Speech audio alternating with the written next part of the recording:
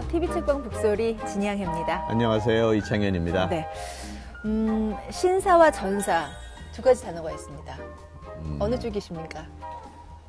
신사로도 좀 부족함이 있는 것 같고 네. 전사로는 많은 부족함이 있는 것 같습니다. 그냥 폼생 폼사쯤 되는 것 같습니다. 네, 오늘 저희가 왜 이런 말씀을 드렸냐면요. 신사의 품격과 전사의 용맹함을 갖췄다라고 당당하게 스스로 말하는 정치인이 계십니다. 정말 만나고 싶었는데요. 네. 마침 책을 내셨습니다. 저희가 어렵게 모셨습니다. 어떤 분이신지 궁금하시죠? 화면으로 먼저 만나보시겠습니다.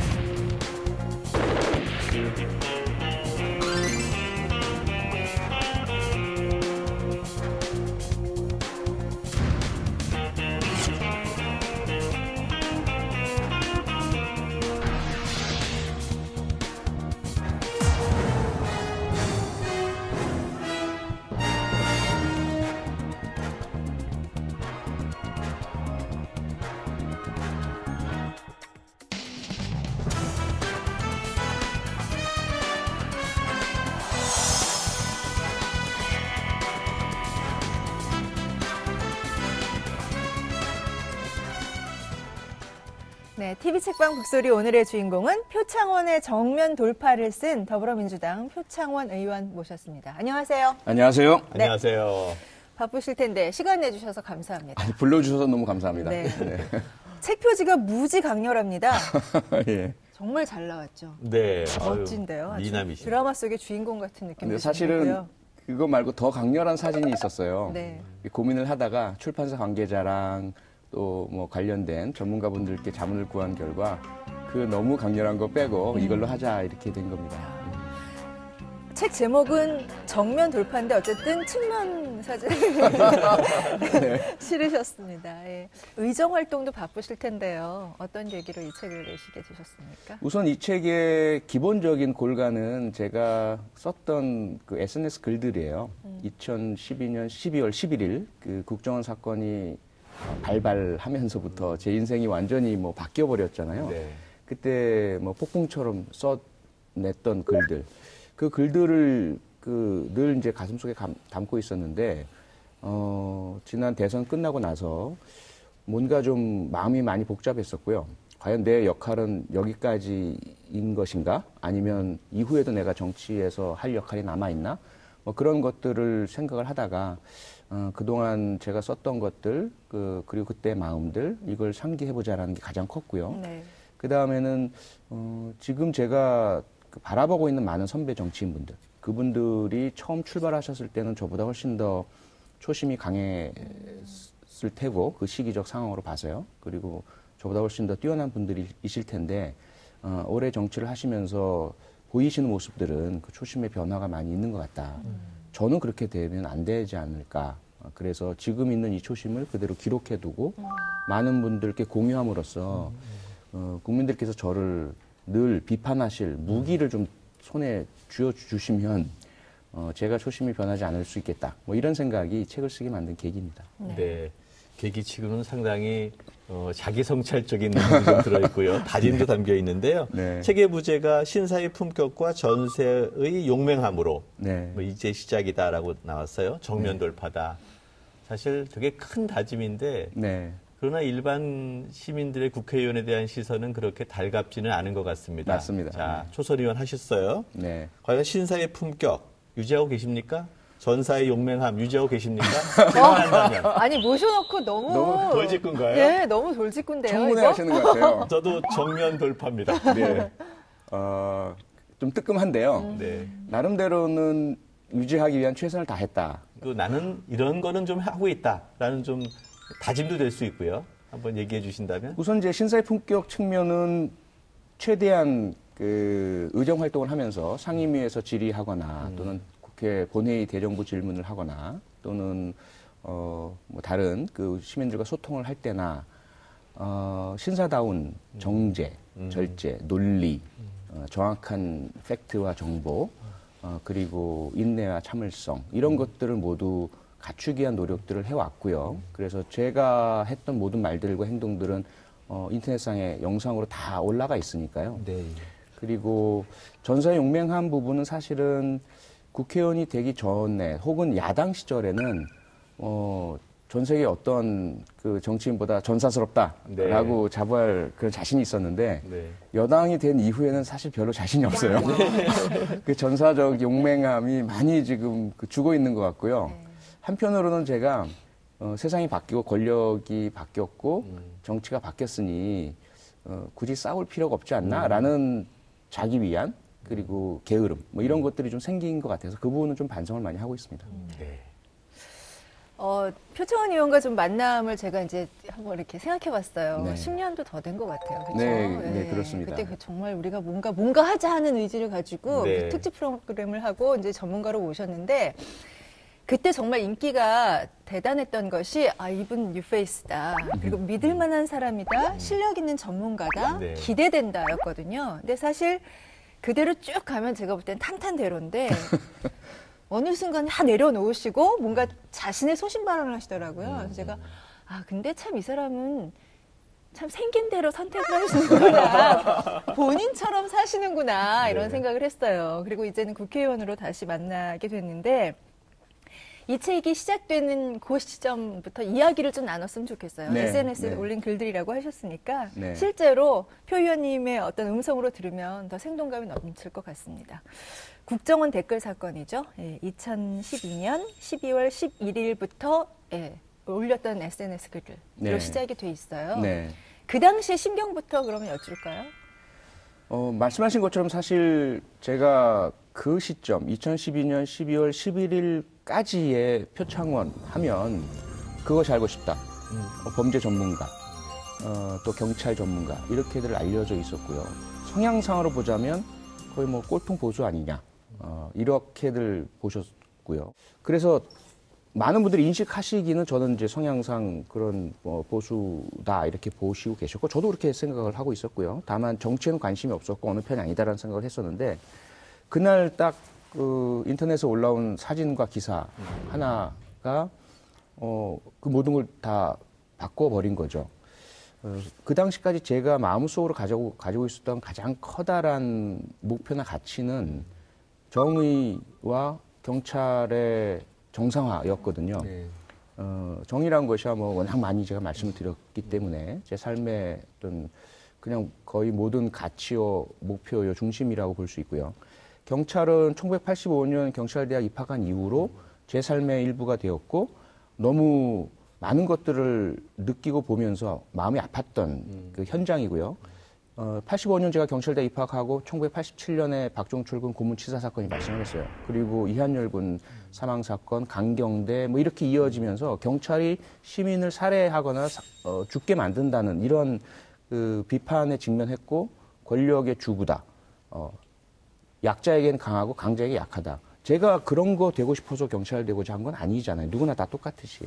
이걸 어떻게 바꿀 수 있을까라는 것이 그 이후 제 삶의 거의 대부분이었고 시민들, 국민들의 신뢰를 얻기 위한 경찰 정립을 위한 노력들을 해왔거든요. 그런데 그 2012년 12월 11일 날 그 사진 한 장이 또다시 87년으로 돌아가는구나. 또다시 우리 경찰이 권력 앞에서 약하고 권력의 도구가 되는구나. 라는 그런 이제 느낌이 든 거예요. 이래서는 안 된다. 어떤 경우이든 간에 경찰은 좌고 우면하지 말고 어느 쪽 보지 말고 정면 돌파해서 들어가서 증거 확보하고 진실을 밝히고 이래야 경찰이 국민으로부터 신뢰받는다. 이제 그런 마음 하나였어요.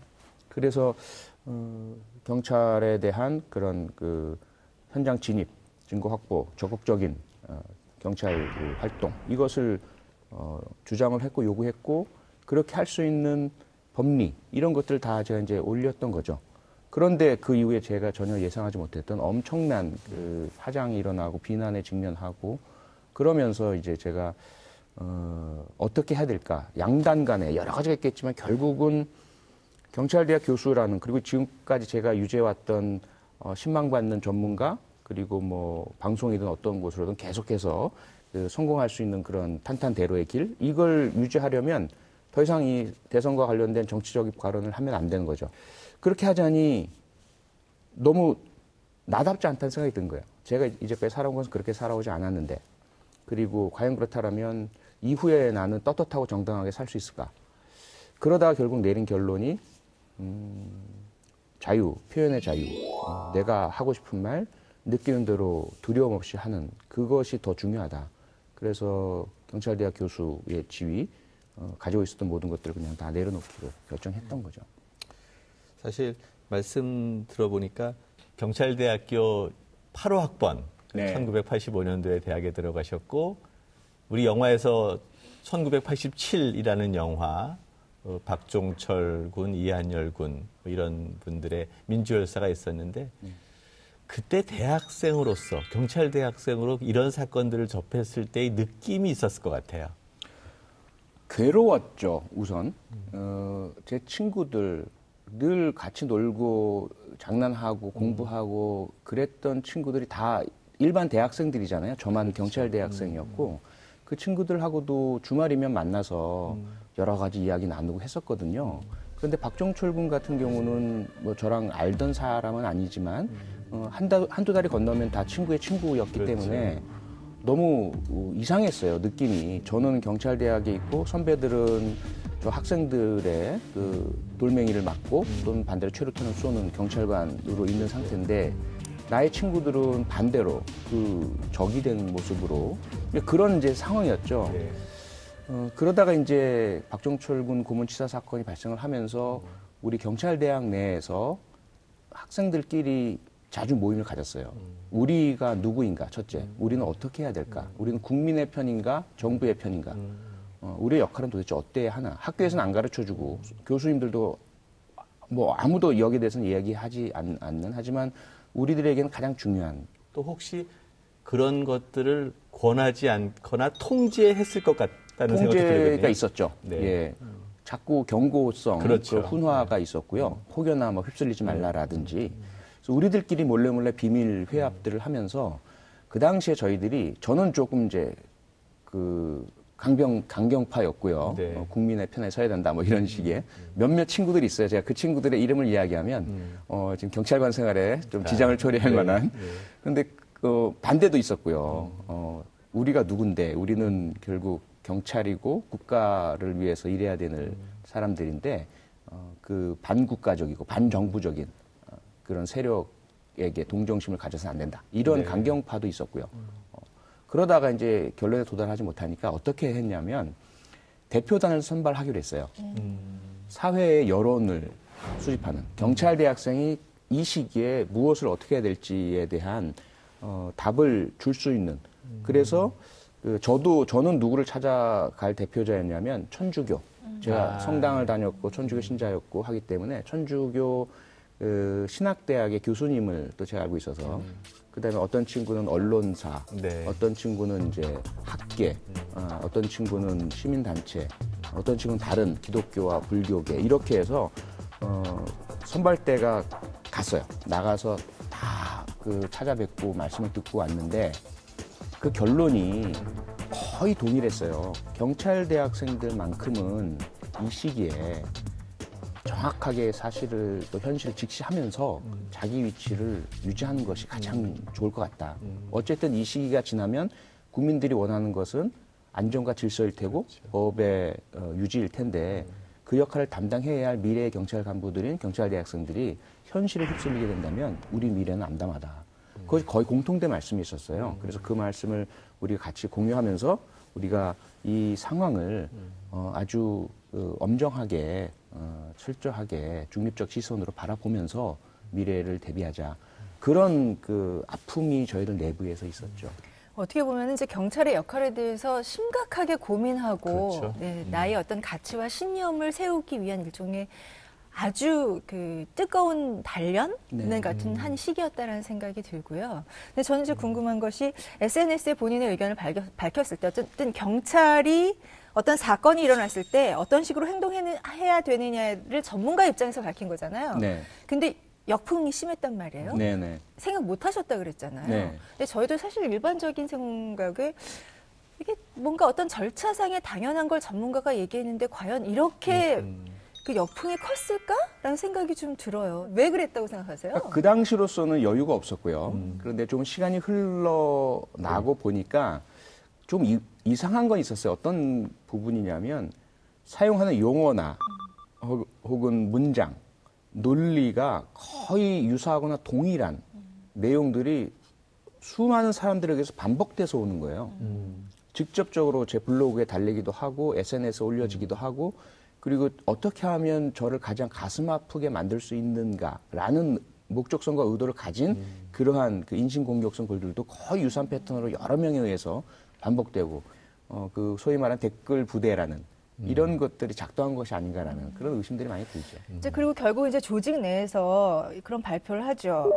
이게 대선 사흘 앞둔 시점이었던 것 같아요. 네, 16일. 예, 네. 12월 16일. 그날 아침에 제가 사직서를 그때 제출했고요. 내셨나요? 예. 네. 그 왜 그랬냐면 12월 11일 날 사건이 벌어지고 제가 그날 뭐 저녁에 내내 글을 올리고 그때까지만 해도 경찰 조직은 공식적으로는 잘 몰랐죠. 그런 일이 있었는 줄. 그런데 관료 조직의 특성상. 근데 아마 정보 보고를 받으면서 다음 날 인지하게 된 것 같아요. 그래서 여러 회유성 연락들이 저에게 왔었고 사회에서 이제 크게 파장이 나기 시작을 했죠. 언론 보도가 되고 인터넷은 들끓고 그런 상황이 되었던 이제 그 상황에서 제가 한쪽으로는 이 사건에 대해서 그렇게 이야기를 하면서 다른 한쪽으로는 경찰 내부를 향한 메시지를 계속 보냈었어요. 우리 경찰 지금 이 상황이 대단히 중요하다. 제발 과거에 그런 관행에 젖지 말고 명확하게 보고 법과 원칙에 따라서 이 사건을 바라보자. 이런 메시지를 계속 보냈었던 거예요.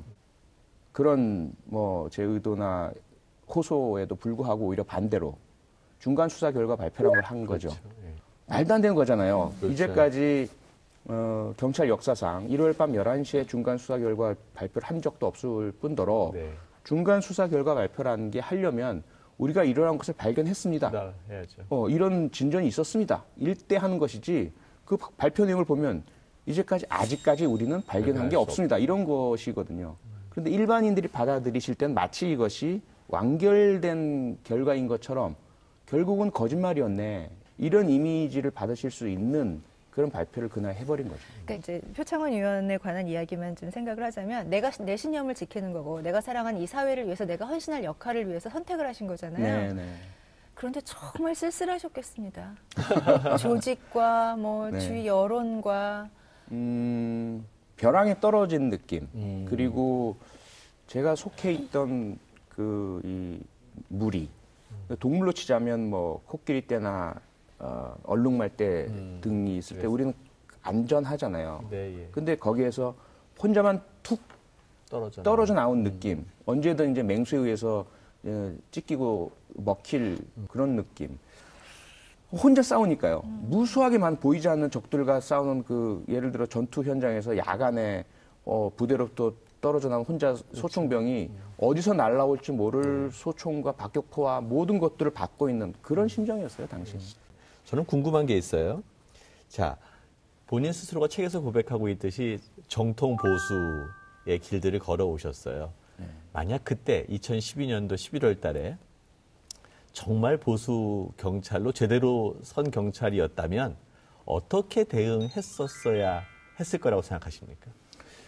좌고우면하지 않아야죠. 어떠한 판단, 정치적인 영향, 이러한 조사와 수사의 결과가 어떠한 영향을 미칠까는 판단하면 안 됩니다. 그냥 있는 그대로 증거, 진술, 정황들에 따라서 고구마 줄기 하나가 발견되잖아요. 그러면 끊어지면 안 돼요. 끊어지지 않도록 세심하게 따라 들어가야 줄줄줄줄줄 고구마들을 또는 칡뿌리 같은 그렇죠. 경우에 캐는 것이거든요. 그게 그냥 경찰의 수사나 업무 집행의 원칙이에요. 그렇게 했으면 되는 거죠.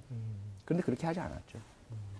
그때부터 경찰이 정치적 중립을 지키지 않았고 네. 특정 정파에 기울였고 네. 그걸 통해서 입신양면을 했기 때문에 문제가 됐다 이렇게 보시는 거죠. 그렇습니다. 네.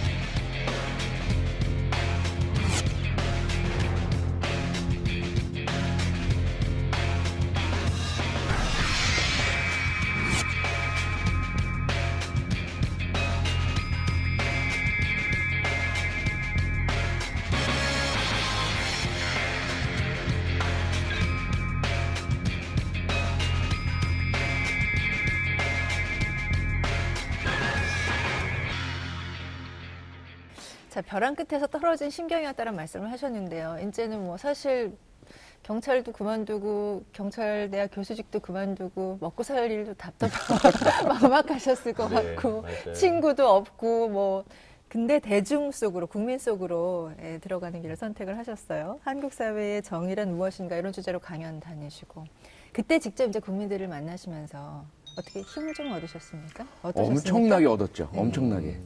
그러니까 그 당시에 제가 뭐 벼랑에 떨어진 느낌, 심지어 제 제자로부터도 욕이 섞인 너 같은 놈한테 배웠다는 게 수치스럽다. 이런 이제 뭐 카톡까지 날라오고 이럴 상황이었으니까요. 가장 친했던 친구 중에 한 명, 경찰대학 친구 중에 한 명은 TV에 나오는 제 모습을 보고 당장 달려가서 목을 졸라 죽이고 싶었다. 이런 표현까지 저한테 했고. 근데 이제 온라인 상에서는 그 지지 격려해 주시는 분들이 많으셨죠. SNS나. 근데 그분들이 누군지도 모르고 이 진정성이 있는 건지 어떤지 저는 판단을 못 하니까 그렇죠. 다만 도움이 되고 고맙긴 하지만 확 그렇게 와닿진 않았었어요. 근데 그 프리허그 하고 그 무료 강연 대한민국에서 정의란 무엇인가를 하면서 다니면서 만난 그 청중분들, 그분들이 다수가 온라인상에서 저를 지지해 주셨던 분들이죠. 그 피부와 피부로 직접 면대면으로 딱 만나는 순간, 그리고 그냥 말이 필요 없이 어떤 분들은 그냥 눈물을 쏟으시기도 하고 이렇게 저를 막 끌어안아 주시고, 그리고 주고받는 몇 마디 말 속에서 너무 가슴이 뜨거워지는 거예요. 거기에서는 엄청난 힘을 얻었죠. 이게 진짜 민심이구나. 이게 국민이구나. 그동안 피상적으로 겉으로만 보고 말하던 그 국민이라는 존재가 바로 이런 분들이구나. 이런 마음이구나. 그걸 느끼면서 너무 큰 감동, 또 힘, 이런 걸 받았어요. 사실 경찰대학이라는 게 이제 아카데미아에 네.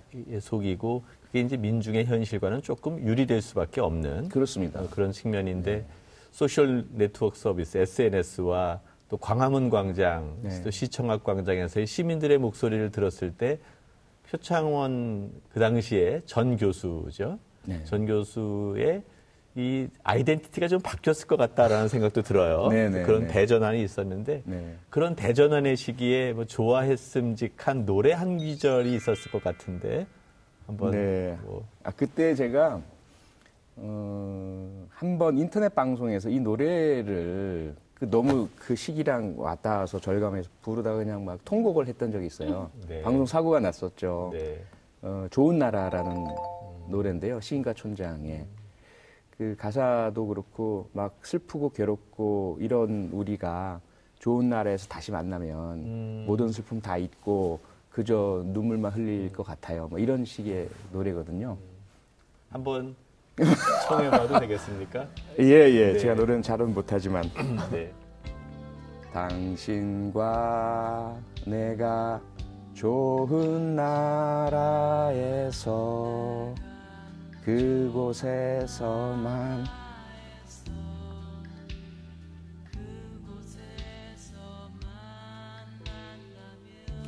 만난다면 슬프던 우리 서로의 모습들을 까맣게 잊고 다시 인사할지도 몰라요. 네, 여기까지 하겠습니다. 촛불광장에서 진짜 마치 이게 촛불의 노래인 것처럼 느껴졌었던 노래들이 막 떠오르네요. 20대 총선에 이제 당선이 되시고요. 이제 의원 생활하신 지 2년 정도 됐죠. 네. 예. 초심을 잃지 않기 위해서 이걸 내신다 그러셨으니까 그 말씀만으로도 2년 동안 힘드셨구나 하는 생각도 들었는데 어떠세요? 정치인으로서 현장에서 직접 세상을 위해서 뛰어보시니. 힘듭니다. 솔직히 말씀드려서 너무 힘들고요. 너무 할 일이 많고 끝도 없고 근데 아무리 해도 표시가 나지 않는 것 같고 그러니까 표현을 하자면 뭐 구멍 뚫린 배, 밑 빠진 그 배에 물이 가득 찼는데 계속 퍼내잖아요. 근데 퍼내도 물이 계속 차 있는 듯한 느낌? 그럼에도 불구하고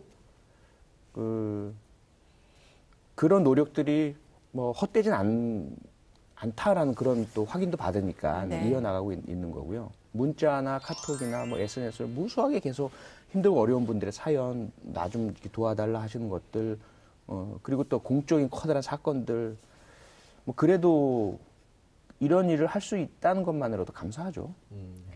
정치가 세상을 바꿀 수 있을까요? 바꾸고 있다고 저는 믿습니다. 이미 어느 정도는 바꿔왔고, 정치만은 아니겠지만 국민들이 바꾸란 요구와 그 힘을 실천하는 그 실질적인 역할은 정치가 하는 거잖아요. 정권 교체도 마찬가지고, 법을 만드는 것도 마찬가지고, 제도를 고치는 것도 마찬가지고, 그건 결국 정치 아니면 못하는 것이니까, 지금 대한민국이 여기까지 올 수 있었던 것은 국민들의 힘과 희생과 요구와 그것을 그나마 그 일부라도 받아서 실천해내온 정치가 있었다라 저는 생각합니다. 교수와 학생에서 교수는 늘 질문하는 사람이고 네. 학생은 답안지를 쓰는 사람이에요. 예. 그런데 이제 촛불 시민과 국회의원으로 치면 촛불 시민이 문제를 냈습니다. 네. 이게 나라냐? 네. 국회의원은 답해야 될 것 같아요. 네. 이게 나라다. 앞으로 이게 나라다라는 것들을 보여주기 위해서는 무엇을 어떻게 해야 된다고 생각하시는지 한번 이야기를 들어볼까요? 아, 너무 전곡을 찌르는 질문을 주셨는데, 제가 교수 때 학생들 답안지를 매길 때 신이 된 느낌이었어요, 사실은. 제 마음대로, 이 녀석, 이런 시도를 했지만 넌 이 부분에 문제가 있어. 그러면서 탁탁탁탁 깎아 내려가면서 마이너스한 부분을 모아서 점수를 주고, 그럼 나중에 이제 학생들이 이의 신청을 하거든요. 우리 교수님, 저는 잘했다고 생각했는데 왜 C밖에 안 주십니까? 그러면 제가 딱 가지고 있던 걸 내세우면, 야, 너 이거, 팩트가 틀리고 논리가 이게 모순되고, 그러면 이제 불만이 있지만 수긍할 수밖에 없는 상태. 근데 바뀐 것 같아요, 지금. 그렇죠. 국민들께 저는 정말 이만큼 열심히 했는데, 왜 이렇게 박한 평가를 주시고, 맨날 욕만 하시고, 이것도 부족해, 이것도 부족해, 이것도 잘못해. 예. 그 전에 이렇게 이야기했는데, 넌 지금 이렇게 왜 이야기하잖아. 바꿨어? 왜 바꿨어? 야, 이제 그 입장에 놓이니까요. 과거의 제 모습이 떠오르고 학생들에게 너무 미안하더라고요. 미안하고. 그래서 앞으로 정말 그 국민들의 날카로운 시선과 박한 평가 감사하게 받아들이면서 힘들고 어렵지만 계속해서 나라다운 나라의 모습 갖출 수 있도록 공정함이 가장 중요한 거 아니겠습니까? 네. 가장 이게 나라냐라는 외침의 중심에는 공정성이 결여된 그렇죠. 가진 자들, 있는 자들의 카르텔이 마음대로 좌지우지하고 이중잣대, 내로남불, 유전무죄 뭐 이런 것들에 분노하시는 거니까 그런 부분들이 최소화되는, 없을 수는 없겠지만 인간 사회에서 최소화되는 공정한 사회 만들어드리도록 최선 다하겠습니다. 네. 표창원 초선 의원의 핵심 키워드 한마디로 얘기해라 그러면은 공정이네요. 네, 그렇습니다. 자, 그러면 이제 적폐청산 해야 되는 거 아니겠습니까? 그래서 국정원, 경찰, 검찰 나름대로 역할 조정도 되고 있고요. 이게 저는 아까 공정함이라고 얘기했던 것처럼 정의의 구현을 위한 게 아닌가라는 생각이 들어요. 네네. 그랬을 때 이렇게 권력을 이제 청산하는 과정에서 뭐 국정원에서의 대공수사처를 경찰로 옮긴다든지 경찰의 독립이라든지 검찰에서는 공수처를 만든다든지 이런 것들이 있을 텐데 이러한 정의의 실현을 해야 되는 특별한 이유가 있는 건지 무엇인지 좀 국민들께 한 말씀 해주시죠. 당연히 해야 되죠. 왜냐하면 내 삶의 억울함을 또 그럴 수 있는 가능성을 최소화시키기 위해서입니다. 우리가 지금이야 뭐 커다란 뭐 권력의 문제, 정치 문제 얘기를 하지만 실제로 가장 중요한 것은 내 아이가 만약에 억울하게 범죄자가 되면 어떡해요? 그리고 내가 운영하는 기업이나 뭐 그렇죠. 가게나 이런 것에 음해 모략이 이루어지고 그것이 그 뭐 경찰이나 검찰과 결탁해서 정말 억울하게 내 가게가 망하면 어떡합니까? 과거에 그 삼양라면의 오지파동 같은 네, 경우에 맞습니다. 나중에 다 허위로 밝혀졌지만 회복할 길이 없는 없죠. 거잖아요. 네. 그러니까 이 수사와 기소, 재판, 준사법, 사법 시스템이란 거는 한 국가의 생명줄입니다. 다른 거는 뭐 교육, 뭐 산업, 문화 잘 돼야 되긴 하지만 망가질 수도 있고 무너질 수도 있어요. 근데 그건 밝혀지게 되면 다시 회복할 수가 있거든요. 그런데 이 정의 시스템 자체가 만약에 고무줄 잣대, 내로남불, 이중잣대, 힘 있는 자들의 놀이터가 되어버리는 순간 국민들은 절망할 수밖에 없어요. 그렇죠. 그럼 결국 어떻게 살아야 돼요? 그 어차피 생사 여탈권, 나를 범죄자로도 만들 수도 있고 아니면 내가 지은 죄를 면해줄 수도 있는 그 강한 힘을 가진 자에게 붙을 수밖에 없어요. 그런 사회가 되면 우린 비겁한 사회가 되는 겁니다. 네. 일제 36년간 친일파가 계속 많아질 수밖에 없는 상황이 되는 거죠. 그래서 저는 경찰, 검찰, 법원만큼은 정말 법과 원칙에 따라서 그리고 만약에 사람이기 때문에 잘못할 수도 있어요. 뇌물을 받을 수도 있고 대기업 로펌에 가기로 약속하고 아주 그럴듯하게 법적 논리를 들이대서 이상한 판결을 내릴 수도 있고 수사를 이상하게 할 수도 있어요. 그렇게 된다면 그것이 포착되고 적발돼야 돼요. 그리고 그들의 응배 책임을 져야 됩니다. 그런 시스템을 갖추는 것이 가장 중요하고 그래서 무엇보다 견제와 균형, 권한의 분산, 그리고 투명한 통제, 언론이나 사회에서 들여다볼 수 있는 그 원칙에 부합한다면 그 개혁의 방향성은 맞다. 저는 그렇게 생각을 합니다. 그러니까 포인트가 권력 그 자체의 개혁이 아니라 그것을 통한 국민 삶에 있어서의 네. 어떤 공정함과 평등과 정의가 구현되는 사회 맞습니다. 이걸 추구하는 것이겠죠. 그렇습니다. 네. TV 책방 북소리 공식 질문이 있습니다. 내 인생의 한 구절, 오래도록 내 가슴에 담고 있는 책 속에서 얻은 구절이 있으시면 나눠주시죠. 네. 그 질문을 받고 많이 고민을 했어요. 네. 이청준님의 당신들의 천국이거든요. 한번 읽어보겠습니다. 네. 좋습니다. 섬에 대한 내 나름대로의 성실한 봉사를, 내 선의와 노력을 자기 도취적인 동정으로만 폄하하려는 이유. 그 모든 이유는 결국 내가 이 섬 원생들과 같은 운명을 살아갈 사람이 아니라는 것 때문이었지요. 상욱이란 사람이 비록 그는 그 섬을 떠나 있다 하더라도 언제 어디서나 이 섬의 운명을 살고 있노라는 그런 운명 말이요. 참다운 사랑이란 일방이 일방을 구하는 일이 아니라 그 공동의 이익을 수락하는 데서만 가능한 것이었어요. 그리고 그것은 곧 그가 그 천국을 꾸미더라도 그것을 꾸미고 나서 그 천국을 떠나지 않아야 한다는 뜻이 되지요. 아닌 게 아니라 거기에선 진실한 믿음이 생길 수가 없는 것이지요. 그리고 아마 황장로 역시 그것을 알고 있었기 때문에 내게는 더 이상 믿음을 구하지 않으려 했는지 몰라요. 어쨌거나 난 작자의 편지에서 비로소 그것을 알았어요. 그리고 그걸 알았기 때문에 다시 한번 이 섬을 찾아온 거요. 내 운명을 함께할 각오로 말입니다. 그리고 그 믿음을 구하고자 말이요. 네, 당신들의 천국 이청준 80년대 저희 대학생들이 많이 읽었던 책인데요. 네. 특별하게 어떤 느낌으로 이 책, 요 내용을 어떻게 선택하셨는지요? 말씀해 주시죠. 가장 핵심적인 메시지가 추격됐잖아요. 그 책의 말미에 네. 이 소록도 네, 그 원장 자기 나름대로는 정말 자기를 위해서가 아니라 그 섬에 갇혀 계신 환자분들 위해서 모든 노력을 다했다고 생각을 하는데 자기에 대한 신뢰가 오지 않는 거죠. 기대가 오지 않는 거. 너도 또 다른 그렇죠. 우상 만들기를 하고 떠나갈 거야. 그리고 우리를 잊을 거야. 그게 자기는 너무 힘들었던.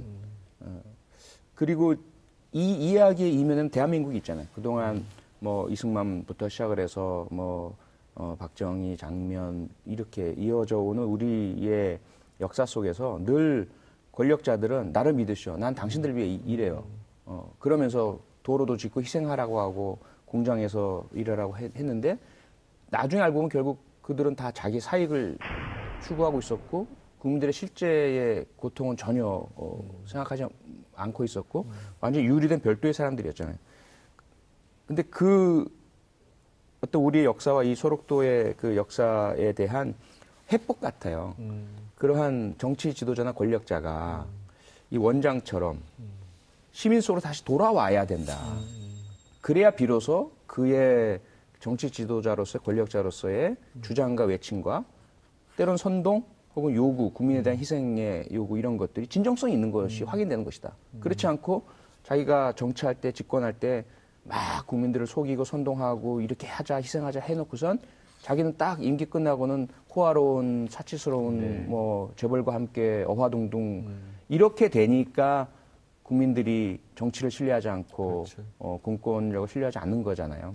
그래서 그러한 메시지, 진정 그 정치하는 사람, 권력을 탐하는 자들은 그것을 통해서 이익을 보려고 하지 말고 그 결과를 그렇게 만들어진 사회를 자기도 직접 시민들과 함께 받고 그 규제와 그 통제와 그 법의 대상이 되는 보통 사람으로 돌아가야만 그렇죠. 그때서야 비로소 그 정치와 권력의 진정성이 보여진다는 거죠. 그러니까 정말 너무 세세하게 설명을 해주셨는데요. 제가 이걸 이렇게 말씀을 드리면 이게 좀 너무 무게감 있게 다가갈 것 같아서 말씀 안 드리려고 그랬는데 아마 시청자분들은 느끼셨을 것 같고요. 마지막 한 줄. 내 운명을 함께할 각오로 말입니다. 그리고 그 믿음을 구하고자 말이요. 이게 그냥 표창원의 자기선언 같이 아마 받아들이셨을 거예요. 제가 이 말까지는 굳이 안 하려고 했는데 네, 제가 부담감 느끼시겠습니다. 네, 저도 한번 네. 부담감을 더 드린다면 이 책의 마지막 줄에 이렇게 써 있습니다. 지금까지는 학습이고 훈련이며 연습이었다. 세상을 향한 정면 돌파, 이제 시작이다. 라고 이 책을 마무리 지어요. 그래서 저는 네. 이제까지의 표창원 교수와 표창원 초선의원의 중간, 이것 말고 새로운 시작은 촛불 시민 곁으로 들어가서 함께 만들어 갔으면 좋겠다라는 기대를 해봅니다. 네, 그렇게 하겠습니다. 고맙습니다. 네. 감사합니다. 오늘 TV 책방 색다른 시선을 만나다 표창원의 정면 돌파로 함께 했는데요. 시간이 또 얼마간 지나고 나면 어디선가 표 의원을 저는 만날 것 같아요. 네. 근데 그때도 그냥 막연하게 참 이 사람은 표창원답게 산다라는 이야기를 또 하게 될 것 같습니다. 이거는 어떻게 보면은 굉장한 신뢰와 응원이기도 하고요. 기대하겠습니다. 네, 고맙습니다.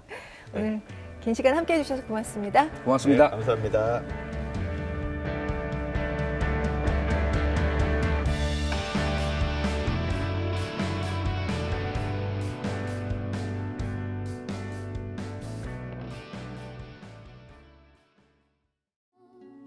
그냥 마주보며 좋아서 웃기만 할 거예요. 그 꽃무지개 물방울들처럼 행복한 거기로 들어가. 아무 눈물 없이 슬픈 헤어림도 없이 그렇게